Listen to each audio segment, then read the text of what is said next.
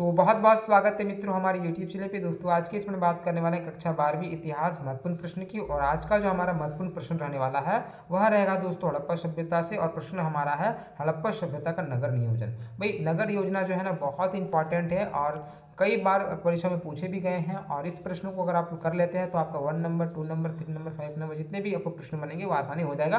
ठीक है, और ये जो विशेषकर जो क्वेश्चन आएगा वो 5 नंबर के लिए पूछा जाता है दोस्तों। ठीक है, चलिए तो बारीक से प्रश्नों को देखते हैं और समझने का भी प्रयास करते हैं। दोस्तों हड़प्पा संस्कृति की सर्व प्रमुख विशेषताओं में से एक विशेषता है नगर नियोजन दोस्तों। ठीक है ना, हड़प्पा एवं मोहनजोदड़ो की खुदाई में दो टीले देखने को मिलता है। एक तो आपका पूर्वी टीला, दूसरा आपका पश्चिमी टीला। जब इसकी खुदाई की है दोस्तों तो दो टीले देखने को मिलता है दोस्तों। ठीक है, एक तो आपका पूर्वी टीला, दूसरा आपका पश्चिमी टीला दोस्तों। ठीक है दोस्तों, पूर्वी टीले पे नगर तथा पश्चिमी टीले पे दुर्ग स्थित था। ठीक है, जो पूर्वी टीला था दोस्तों उसमें नगर और पश्चिमी टीले पे दुर्ग स्थित था दोस्तों। दुर्ग में ना संभवतः शासक वर्ग के लोग रहा करते थे, यानी कि राजा महाराजा जो थे ना वो दुर्ग में रहा करते थे। और नगर में ना वो आम जनता लोग रहा करते थे दोस्तों, सामान्य लोग रहा करते थे दुर्ग पे। ठीक है, सॉरी नगर पे।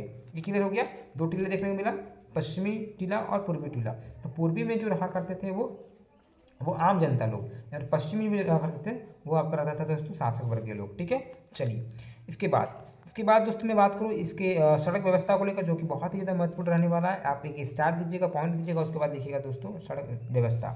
अब सड़क व्यवस्था देने के बाद आप इस प्रकार से लिख सकते हैं दोस्तों, मोहनजोदड़ो की एक प्रमुख विशेषता उसकी समतल एवं चौड़ी सड़कें हैं।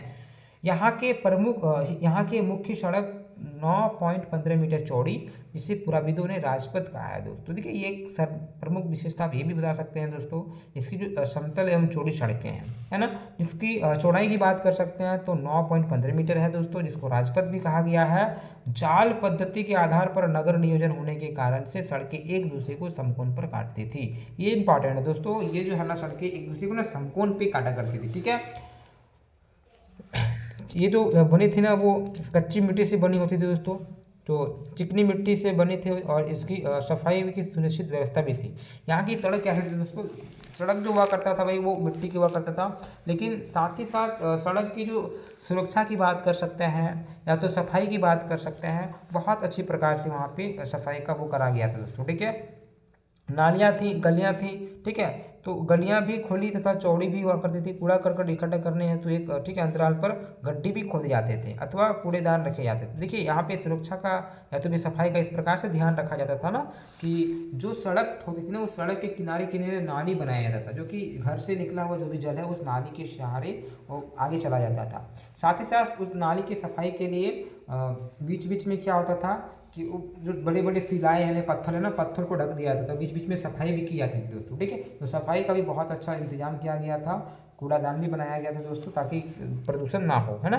चलिए आगे आप बोल सकते हैं दोस्तों, मोहनजोदड़ो की सड़क के दोनों किनारे चबूतरे होते थे। ठीक है, तो चबूतरे का भी साक्ष्य मिलता है कि भाई सड़क के आगे पीछे जो होता था ना वहाँ पे चबूतरा भी होता था। तो एक व्यवस्था आप ये बता सकते हो सड़क व्यवस्था नगर नियोजन में कि यहाँ की सड़कें बहुत अच्छी होती थी, मिट्टी की होती थी लेकिन बहुत अच्छी होती थी दोस्तों। ठीक है, इसको राजपथ भी कहा गया है। सफाई की बहुत अच्छी प्रकार से यहाँ पे वो करा गया था। ठीक है, व्यवस्था आप बोल सकते हैं कितनी अच्छी है, एक दूसरे को समकोण पे काटती थी, ये चीज़ें आप बता सकते हैं दोस्तों। हैं, चलिए इसके बाद मैं बात करूँ जल निकास प्रणाली। तो सड़क देख लिए, सड़क के बाद अब थोड़ा सा बात करेंगे जल निकास प्रणाली। भाई यहाँ की जल निकास प्रणाली कैसे थी, तो आप बोलेंगे भाई मोहनजोदड़ो के नगर नियोजन की एक प्रमुख विशेषता यहाँ के अधिकांश भवनों में निजी कुएं वहाँ पे स्नानागार होते थे। देखिए दोस्तों क्या होता था ना, यहाँ पे ना अपने अपने घरों में कुआं होता था, या तो फिर स्नान करने यानी कि नहाने के मतलब घर से बाहर नहीं जाना होता था। ठीक है, इस प्रकार से व्यवस्थाएं थी वहाँ पे। भवन के कमरों, रसोई, स्नानागार, शौचालय आदि सभी का पानी भवन की छोटी छोटी नालियों से निकलकर गली के ठीक है नाले में आ जाता था। देखिए इस प्रकार से व्यवस्था की गई थी ना कि भाई आपका कोई भी रूम में है, होता है ना भाई किचन है, बाथरूम है, ठीक है, आपका अपना रूम जहाँ पे आप सोते हैं दोस्तों बेडरूम है, तो सबका जो जल है, सबका जो पानी है ना उस नाली के माध्यम से, पाइप के माध्यम से वो सारा का सारा जल है ना सब सारा का सारा पानी कहाँ चला आया, उस सड़क के किनारे जो नली बनाई हुई थी ना उस नली पे आ गई। चाहे आपका शौचालय का पानी हो, चाहे वो स्नानागार का पानी हो, चाहे वो रसोई का पानी हो, चाहे वो कमरे का पानी हो, सबका जो पानी है वो सारा का सारा वो बाहर निकल जाता है एक नली के माध्यम से। सोचिए कितनी अच्छी व्यवस्था बनाई गई थी, है ना। मुख्य सड़क के दोनों ओर बनी नालियों के पत्थरों और ठीक है शिलाओं से ढक दिया जाता था। भाई उसके बाद जो वो नाली बनाई जाती थी और सड़क के किनारे उसको बड़े बड़े शिलाओं से यानी बड़े बड़े पत्थरों से उसको ढक दिया जाता था दोस्तों। ठीक है, तो जल निकास प्रणाली प्रणाली में आप इस प्रकार से बता सकते हो कि मोहनजोदड़ो की एक प्रमुख विशेषता यहाँ की जल निकास प्रणाली थी। सबके घर में अपने स्नानागार हुआ करता था, ठीक है, कुआं हुआ करता था और जल का इस प्रकार से व्यवस्था हुआ था दोस्तों कि लोग अपना घर का पानी हो, चाहे वो शौचालय का पानी हो, चाहे स्नानाघर का हो, चाहे वो रसोई घर का हो, सबका जो पानी है, जितना पानी आता था वो सारा एक नली के माध्यम से, पाइप के माध्यम से वो सारा नली में चला जाता था दोस्तों, ठीक है। बहुत अच्छी व्यवस्था बनाई गई थी। साथ ही साथ वो नली को बीच बीच में सफाई भी किया जाता था दोस्तों, है ना, बड़े बड़े शिलाएं ढकी जाती थी, सफाई होता था, बहुत अच्छा व्यवस्था बनाया गया था। नहरों की सफाई के कूड़ा करकट को इकट्ठा करने के लिए बीच बीच में नगर, ठीक है, के मौके भी बनाए गए थे। तो इस प्रकार वही बात है भाई, इसकी सफाई भी होती थी। तो आप एक चीज़ दो चीज़ आप बता देंगे नगर नियोजन में भाई। सबसे पहले तो आप सड़क व्यवस्था बता दिए कि कैसे सड़कें थी मोहनजोदड़ो की। दूसरी बात आपने बताया दोस्तों यहाँ की जल निकास प्रणाली, तो दोनों इंपॉर्टेंट है। इसके बाद स्नानागार बोल सकते हैं, ठीक है। ये सब उसी प्रश्न का उत्तर है दोस्तों, एक ही प्रश्न का उत्तर आप इस प्रकार से लिखिएगा। तो दो चीज़ मैंने आपको बता दिया। अब आपको बताना है स्नानागार। भाई स्नानागार कैसे थे, तो आप बोलेगा भाई मोहनजोदड़ो की एक प्रमुख विशेषता सार्वजनिक, ठीक है, स्थल है। ये जो आपका स्नानागार है ना, एक प्रकार से सार्वजनिक भी देखा गया है, ठीक है। यहाँ के विशाल दुर्ग में विशाल स्नानागार भी है। इस उसमें उतरने का फर्श भी मिट्टी के बनी होती थी। जैसे कि हम लोग स्विमिंग पूल देखते हैं ना, उसमें कितनी अच्छी जल की व्यवस्था होती है, जल का पूरा वो होता है। साथ ही साथ उतरने के लिए सीढ़ी होता है, नीचे फर्श भी होता है, कितना अच्छा होता है व्यवस्था। उसी प्रकार से हूबहू मोहनजोदड़ो भी ऐसा साक्ष्य मिला गया है दोस्तों, ठीक है। संभवतः इस विशाल स्नानागार का उपयोग अनुष्ठान एवं, ठीक है, के लिए किया होता था। हम लोग को मानना है कि कुछ बड़ा कार्यक्रम होता होगा, कुछ अनुष्ठानिक काम होता होगा ना, तब लोग इसमें करते हैं। जैसे कि अपने क्षेत्र में क्या होता है कि छठ पूजा करते हैं, तो छठ तालाब में करते हैं ना, ठीक है। और भी तरह तरह के बहुत सारे ऐसे पूजा और वगैरह वगैरह होता है ना, होता है, तो हम लोग तालाब जाते हैं, सामूहिक रूप से कार्य करते हैं। तो स्नानागार का भी काम ऐसा ही होता होगा दोस्तों उस समय में। भैया इतना अच्छा व्यवस्था बनाया गया था ना कि जल निकालने का भी व्यवस्था, तो वो जो स्नानागार में जल होता था उसके लिए एक नली भी बनाई थी, जिसके माध्यम से जो गंदा पानी होता था वो निकलता भी था, है ना। तो इस प्रकार से आप स्नानागार के बारे में बता सकते हो कि मोहनजोदड़ो की एक प्रमुख विशेषता यहाँ की स्नानागार है दोस्तों, जो कि अनुष्ठानिक या फिर वो बड़ा कार्यक्रम होता था तब भी इसका किया जाता था, तो ऐसा साक्ष्य मिलता है। और साथ ही साथ बता सकते हो दोस्तों कि उस स्नानागार के ऊपर में आगे पीछे जो होता था ना, वो कुछ वहाँ पे घर बनाया हुआ था, यानी कि आवास बनाया हुआ था। हो सके तो उस आवास पे लोग अपना कपड़ा चेंज करता होगा दोस्तों, ठीक है, ऐसा भी हो सकता है। तो इस प्रकार से स्नानागार के ऊपर में वो भी बनाया गया था, है ना। इस प्रकार से आप स्नानागार के बारे में थोड़ी अच्छे से बता सकते हैं दोस्तों, ठीक है। चलिए इसके बाद आपको अन्नागार बताना। अन्नागार मतलब यानी कि भोजन जहाँ पे रखा जाता है इकट्ठा करके, ठीक है, जो भी फसल उसल होता होगा उसको, उस अन्न को वहाँ रखा जाता होगा। देखिए मोहनजोदड़ो की ही 15.72 मीटर लंबा एक अन्नागार मिला है और अन्नागार में हवा आने की व्यवस्था थी। अन्नागार का सुदृढ़ आकार, ठीक है, प्रकार हवा जाने आने की व्यवस्था इसमें थी और अन्नागार, ठीक है, अन्न जाने की व्यवस्था के इसमें अन्न भरने की व्यवस्था भी सुनिश्चित थी, ठीक है। यहाँ की क्या बात है भाई कि अन्नागार बहुत मस्त था वहाँ पे। आपको 45.72 मीटर लंबा बताया गया और यह जो अन्नागार था ना, यहाँ पे उसमें को जैसे जैसे फसल रखा जाता था उसके आने जाने के लिए हवा पासिंग होनी चाहिए, हवा आना चाहिए। तो हवा आने जाने का भी बहुत अच्छा से वो बनाया गया था दोस्तों व्यवस्था, ठीक है।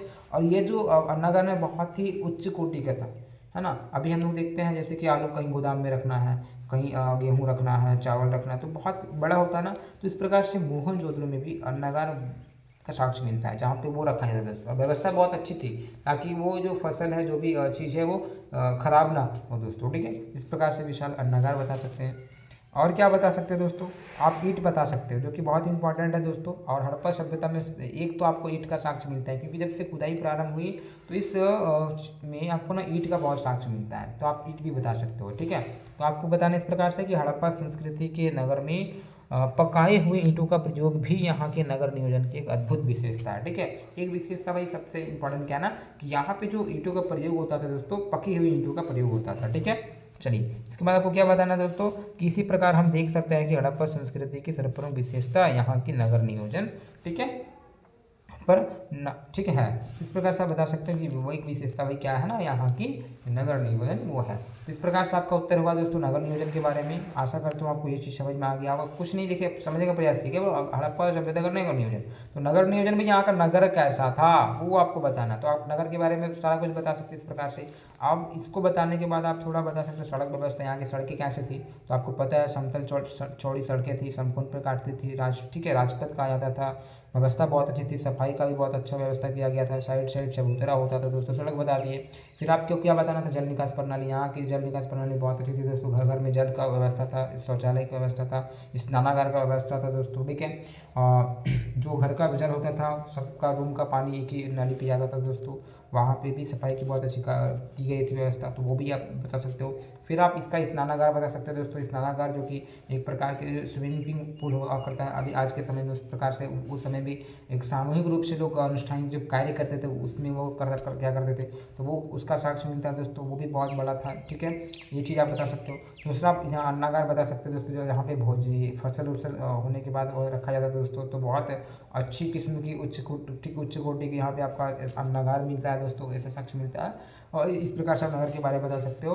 और एक इंपॉर्टेंट चीज़ आप ईंट के बारे में बता सकते हो दोस्तों, कि यहाँ की जो ईंट थी वो बहुत ही अच्छी थी दोस्तों, पकी हुई ईंटों का प्रयोग किया जाता था, है ना। और जब खुदाई हुआ तो ईंट का साक्ष्य मिलता है। तो इस प्रकार से इस प्रश्न का उत्तर इस प्रकार से हुआ दोस्तों। इसके बाद में और भी इंपॉर्टेंट क्वेश्चन करवा दूंगा, किसी प्रकार को समस्या हो तो प्रेम से बोलिए, ठीक है, और अच्छे से रहिए, ठीक है। इसी प्रकार से हम लोग दूसरे में मिलते हैं। जय हिंद, जय भारत।